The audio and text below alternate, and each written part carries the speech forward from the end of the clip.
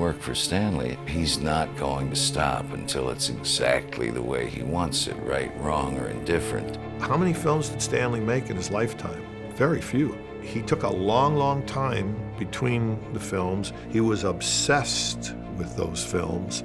Stanley always admired Woody Allen for turning out every year a new film. I mean, it's wonderful. He would have loved to do it, but he couldn't. It wasn't his style. He was a man of such varied interests that he was always busy and went through sequential obsessions. I would talk to him sometimes every day, you know, and there were endless, endless interests. What he really wanted to make was a film about Napoleon, because Napoleon was someone he revered. Napoleon was one of the abiding interests of Stanley's life, along with extraterrestrial intelligence, the Holocaust, concentration camps, Julius Caesar, English place name etymology, and 3,000 other things. Stanley had a tough time keeping up with his interests. You know, it was a full-time job being Stanley.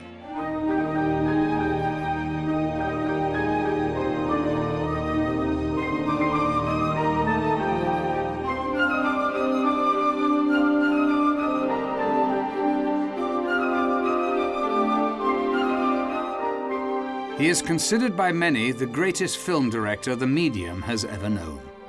Yet in a 45-year career, Stanley Kubrick's films number only a dozen. That he strove for perfection is well established.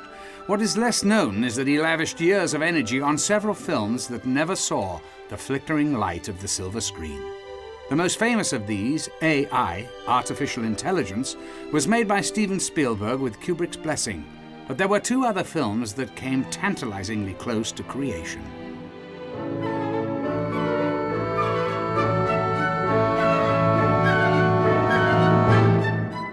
After the success of 2001: A Space Odyssey, a success which means that Kubrick had an opportunity to do what he wanted, and what he wanted to do was Napoleon. Now, Kubrick was fascinated by Napoleon. He was this man who changed the political landscape of the modern world. Stanley was always interested in things military, and I think he was very interested in those campaigns and so forth. It's really interesting when he was talking about making his film of Napoleon, he describes these battle scenes as ballets, as violent ballets. And he has this image in his mind of choreographing violence even then. Kubrick was fascinated by this man, by what he did politically and culturally, but also personally. Kubrick wasn't just interested in the big fight sequences, the big wars. He was interested in what Napoleon did the night before. And usually it was paperwork, because you don't run an empire by telling people what to do. You've got to do the paperwork. And I'm sure that aspect of Napoleon appealed to Kubrick, who did quite a lot of paperwork himself. He compiled a screenplay, which is very interesting because it is not entirely about Napoleon as a military genius. A lot of it is about Napoleon's early days when he was in Paris and he was the protege of various other rich and influential people. And there's an enormous amount of sex in it, which is surprising. And the descriptions are all of these women with décolleté gowns and people having it off in closets and so on. And the battles, of course, take place, but it's not like a film like Waterloo. Bold, brilliant, and exacting, obsessed with detail. The phrases have been used to describe both Napoleon and the director who yearned to tell his story. Well, it's an easy parallel to make. I don't know if it tells us much about Stanley or Napoleon. Napoleon also had a technique among his staff, which was that he would rotate them in and out of his regard. So one week he'd have one favourite and he'd defer to this person and give them all the good jobs. And then the next week this person would notice they were pushed a little to one side and someone else was being brought in. And he would rotate these people all the time so that everybody was on tenterhooks and everybody was desperate to do what he asked. In fact, the thing you heard over and over again in the Kubrick unit is, "But what shall I tell Stanley?" Napoleon would have been a very, very typical Kubrick film. His downfall was self-inflicted. Now, he was a man who was enormously gifted for his job, colossally successful. From a small officer who came from a foreign country, namely from Corsica, and was trained in the south of France, he crowned himself Emperor of France in 1804. Now, this is just quite astonishing.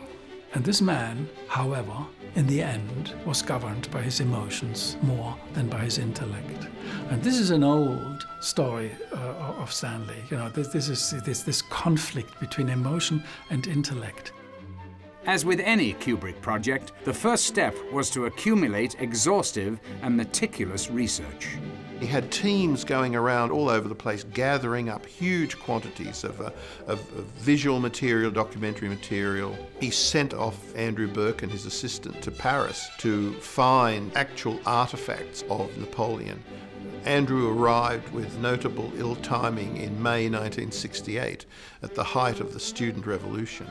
So they're walking around in the streets with, cars on fire and police shooting at students and so on, looking for Napoleon's portable lavatory. So obsessive was Kubrick that Andrew brought back a sample of the earth of Waterloo so that wherever they recreated the battle, they could do it with exactly the same colour earth.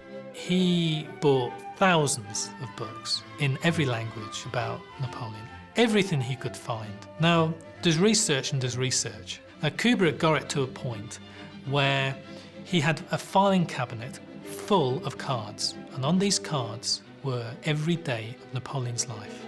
He could pick a card and he would be able to tell you where Napoleon was, what he was doing, why he was doing it. That's the level of research, detailed research that he did on Napoleon. One of Kubrick's challenges in developing the project was realizing the enormity of his vision within the confines of a realistic budget. Well, he had designed it so that it was reasonably inexpensive, considering the fact that it was Napoleon and had vast battle scenes. And so what Kubrick did, he came with this great idea of having paper costumes. So you would have like 4,000 people in proper costumes, the people you would be able to see. But in the background, you would have 10, 20, 100,000 people in paper costumes. And so it would just be a disposable costume. And he did camera tests on these to see how they would register. And they looked just the same as a normal costume close up. One of the problems with doing Napoleon the way Stanley wanted to would be access to these great rooms at Versailles and things like this, which nobody's going to let you shoot in. And so he realized that with the front projection, the technology we had used for 2001 for the ape sequence, he could use that same technology and be able to tell the story of Napoleon like it had never been told before. Because you could be there at the Battle of Austerlitz, you could be there in the Hall of Mirrors of Versailles. So he was very excited about that. In the late 1960s, Kubrick saw an actor he immediately realized would be perfect to play his Napoleon. He called me like he does many people out of nowhere. I didn't believe it was him on the phone. And as he is to almost all other people, very flattering and very nice about your work, and, still being Stanley, he wanted to make sure I could speak other than as a Southerner. He had seen Easy Rider, so he had me read something from a play and put it on tape, make sure I spoke regular English, But the problem was that this went on too long, and some other people had the idea of doing films about Napoleon. The film was pulled by MGM because the Rod Steiger movie, Waterloo, not a bad film at all, was not really as successful as the studios had hoped, and MGM then didn't want to proceed, and the film wasn't green-lighted. We had an enormous amount of pre-production cost already in it, but not the rest. And so Stanley was very, very disappointed. He was really quite depressed for a few days, but, life has to go on. Then the question, of course, arose, well, why didn't Stanley just do it? It's public domain, for Christ's sakes. It's Napoleon, so MGM can't own Napoleon. But he could never do it again, because if he tried to do it at Warner's, for example, MGM would come after Warner's and Stanley and say, hey, wait a minute. You're infringing upon our story. And we'd say, no, this is another screenplay that Stanley wrote. And they'd say, yeah, but Napoleon's Napoleon. You can't get the guy to do it twice. And there would be no way, because his concept was so brilliant and so much a part of his enthusiasm for doing it, that he could not do another version that would be satisfactory to him. So it just languished there. The thing that does strike you is how much Barry Lyndon was to become, in a way, a summation of everything he was thinking in those days. This very hieratic form, this very slow, even, adult way of making films, this long looks at things, slow movements. You know, all that stuff that you can see in scraps in some of these other movies, it all comes together in Barry Lyndon. Though he would return to Napoleon on occasion in the coming years, Kubrick never got the film as close to production as he did in the heady days following the release of 2001. In the meantime, he continued to develop a number of other projects, including what he hoped would be the definitive film about World War II and the Holocaust. Stanley would have loved to make a film about this topic. You know, it was an important topic, the Holocaust and the whole Nazi period. I'm not sure that even Stanley could tell you why he wanted to make a film about the Holocaust. I mean, beyond it's interesting, it's dramatic, it's shocking, it's awful. It had always fascinated him. I mean, what happened in Germany in the 30s and 40s. And this is a kind of theme that's sort of also echoed in Clockwork Orange, that culture and civilization doesn't preclude savage, irrational behavior. And he felt that he could make a very important film about the Nazis, the whole issue of that nightmare. So he looked around for an existing book, and he read a book by an American-based but Polish-born writer named Louis Begley called Wartime Lies. I gathered from what Jan Harlan told me was that Kubrick had always wanted to make a movie about the war in Europe. And he decided that Wartime Lies was the book that he wanted to use. I have always admired Kubrick as a filmmaker, just boundlessly. So when I was told that it was he who was acquiring the rights, I practically jumped up for joy. Kubrick determined to call his film The Aryan Papers, a reference to the documents sought by Jews in occupied countries to avoid internment. The theory on which Hitler and the Nazis proceeded was that there was the Aryan race, of which they were the splendid examples, and non-Aryans, such as Jews, were a vermin-like species that, as was finally decided at Wannsee, should be exterminated. So if you got papers to establish you as a non-Jew, the point was really to establish you as an Aryan. Aryan Papers is about a Jewish boy and his aunt trying to survive in Nazi-occupied Poland during World War II. It's a film about survival. Kubrick liked to do films about people in extreme situations, people making life and death decisions. For the key role of the young boy in his story, Kubrick chose Joseph Mazzello, fresh off his co-starring role in Steven Spielberg's Jurassic Park. I think that the first time I remember Aryan Papers being talked about was on the set of Jurassic Park. What happened was Stanley Kubrick saw Radio Flyer, which was a movie I did when I was 7, my first real big movie. And from that, he was really interested in me. For the role of the aunt, Uma Thurman was an early favorite. Ultimately, however, Kubrick set his sights on Dutch actress Johanna ter Steege. He just rang me up one day and said, I'm starting preparation for this film. Could you come out and do some tests for 3 or 4 days? So I said, yes, of course, you know, what's it about? And he said, I'll tell you when you get here. And I said, well, who's in it? And he said, a young actress. I said, what's her name? He said, I'm not going to tell you. I said, okay. And I went out there and we did all these tests. He wouldn't tell me the name of this girl. He just wouldn't tell me. I finished up Jurassic Park, and Stanley Kubrick wanted to meet me. I was flown out to meet him. I was flown out for my mom to read the script. She had read the script, and Stanley came in, and I remember most of the meeting consisted of him staring at me. He even commented at one point, he said, I'm sorry, Joe, don't feel uncomfortable, but I'm just looking at you. I'm just looking at your eyes, I have to look at your eyes. It was really important to him, I remember, to get a 3-year-old that looked like me. And so he was looking at me to make sure he got the right person to play me as a younger kid. Meanwhile, Kubrick and his team were immersed in their research. I did a lot of work on that for about, I don't know, 18 months, 2 years. I did most of the initial research when Stanley had read the story, you know, tracking down books, going to photo libraries, this, that, and the other. Producer Jan Harlan made frequent calls to novelist Louis Begley, compiling the rich tapestry of detail that fed Kubrick's creativity.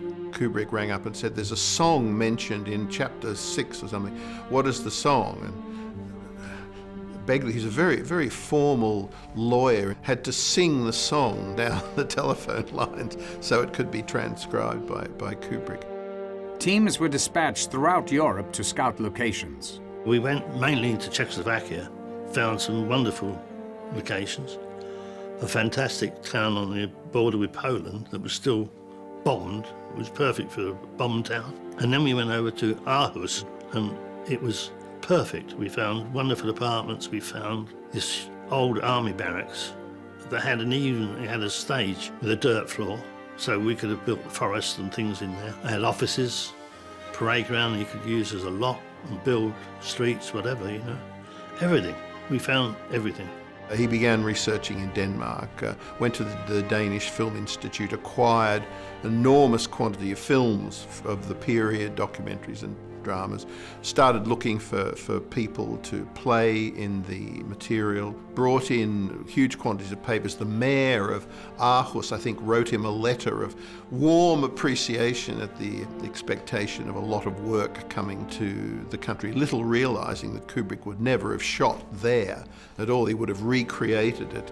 We were as far as getting permission from the city of Brno to have the trams from the tram museum on the street for a weekend, to close the center city for a weekend and have Nazi flags hanging down the buildings and all this. As pre-production dragged on, Kubrick was in danger of losing his young star. The film kept getting pushed back, and I did another movie called The River Wild, where they wanted to darken my hair.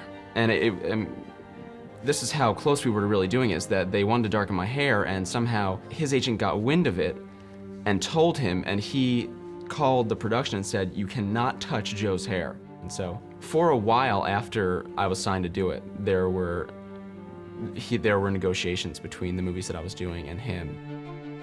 As with Napoleon, circumstances beyond his control forced Kubrick to abandon the Aryan papers and move on to other projects. Schindler's List came out. We had a similar topic, and Warner Brothers, Terry Semel and Stanley decided not to come, a few months or a year after Schindler's List with a similar film. We had been burned already on Full Metal Jacket because Platoon was ahead of us. And it was an excellent film, Platoon. So, normal moviegoers, they don't want to necessarily see 2 Vietnam or 2 Holocaust films in one season or whatever. So that was the reason why it was postponed. In fact, we got to the point where Stanley had to say yes or no to shoot the film. Suddenly, Anya, his middle daughter, got pregnant, and I said to Phil Hobbs, who I was with, that's the end of this film. Because Stanley would go nowhere without Christiana. Christiana would stay with Anya. So I said, we ain't going to do this film, Phil. We know we're not. But what put it over the edge, ironically, is that Jurassic Park came out. With Jurassic Park, Stanley Kubrick saw how technology had advanced, and he said, well, I think I'm going to do AI instead. Ultimately, Kubrick turned AI over to Steven Spielberg, focusing his own energies on Eyes Wide Shut. It was during the final stages of post-production on that film that Stanley Kubrick died on March the 7th, 1999.